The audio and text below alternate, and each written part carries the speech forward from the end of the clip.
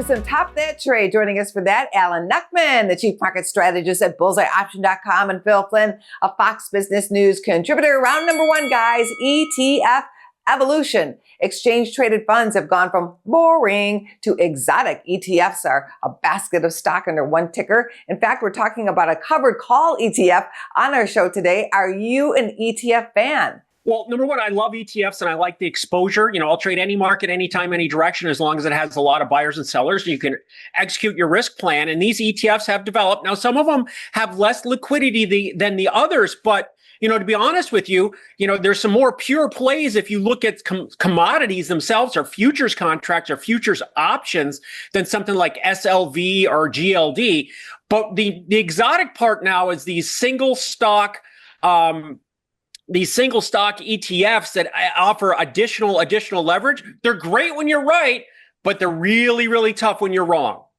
Yeah, that's the problem with a covered call. It's the best way to make money until it is. And what a covered call is, it's like you own the underlying, you sell a call and collect the premium, and you hope the price doesn't crash. You want the price to either go up towards the cost of your call, or you just want to run out the clock and hope it goes sideways, and then you collect the premium and you limit your upside potential. Trying to do that in an ETF, my concern is it's going to probably generate a lot of fees. That could actually lower the returns over the long run. So if you want to get involved with it, it's kind of an interesting concept. It's a great way to make money. Like I said, until it isn't, you might want to give it a try, but I'd be cautious. Round two, rate update. What stocks benefit from the mortgage rate dropping below 6%? And I think this is a great thing because one of the concerns we've had about the economy has been housing, right? Rising prices, people can't afford homes, the mortgages are too high, and people are locked in mortgages at higher rates. So this break in rate hopefully will give the opportunity of some of those people with the higher rates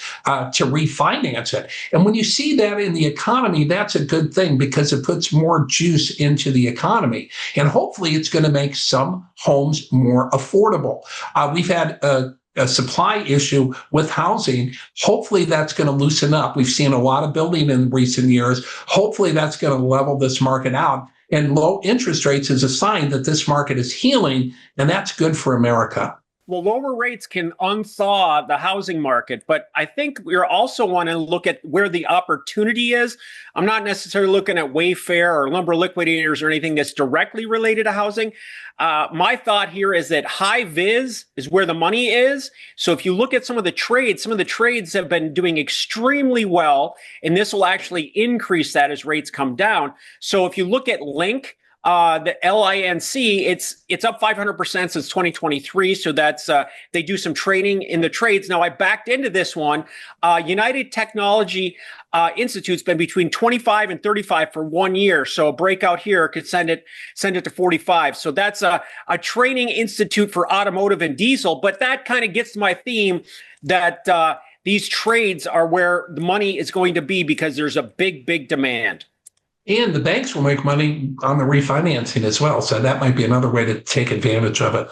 Round three, Stag 7 stocks. What beaten down Mag 7 stocks might be magnificent this year? Well, we've talked about the cautions of selling in a deep hole. Every time in market history, the markets bounce back until it doesn't. So some of these are starting to look super attractive. They're very, very far away from their moving averages and very, very oversold. Microsoft looks great, but I'm not smart enough to pick. If I was going to pick one of the 7, I'd pick NVIDIA because holding around and pivoting around this 200 level can send it back to that 220 high, and then that sends it for a move to 260.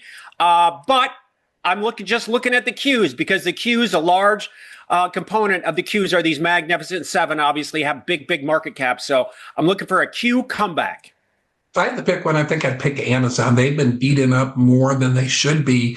And one of the reasons why they're getting beat up is because they're investing a lot in artificial intelligence. And everybody says, oh my gosh, it may hurt their earnings.